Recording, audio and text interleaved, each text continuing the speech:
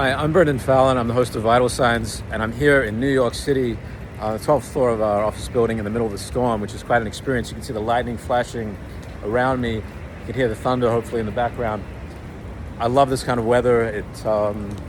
And it relates to what I'm going to be doing an interview on, many interviews over the next month. How about I get struck by lightning out here? On the topic of meditation, maybe I should try and seek some cover.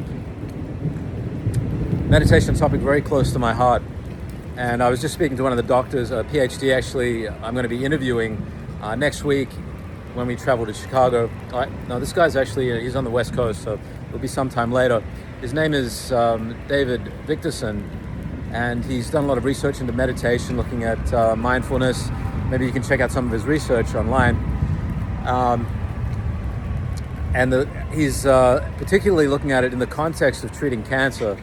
And I've spoken to other doctors before, like integrative oncologists, talking about the benefit of doing mindful meditation, getting out of nature to cancer.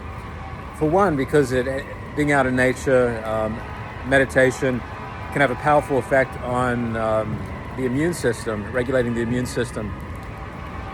And the immune system, as we know, is what is mopping up cancer all the time in our bodies. It's the reason we're not constantly getting cancer, as I understand.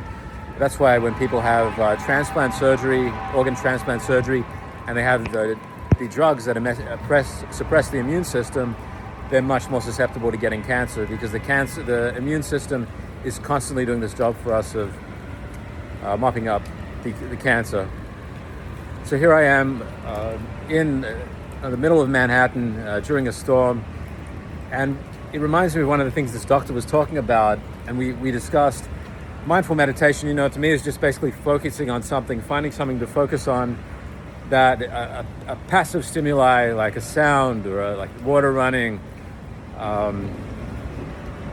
looking at certain objects, smells, sensation, that takes your mind away from the constant worrying, the rumination, and allows your body to start to relax, allows your nervous system to start to settle.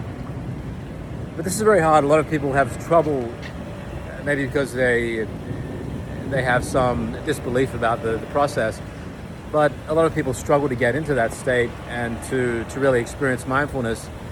And what this PhD was talking about is the benefit of being out in nature, because that is almost like instant mindfulness, getting out, or even in an environment like this, like getting out in a storm, because this is giving you instant sensory stimulation.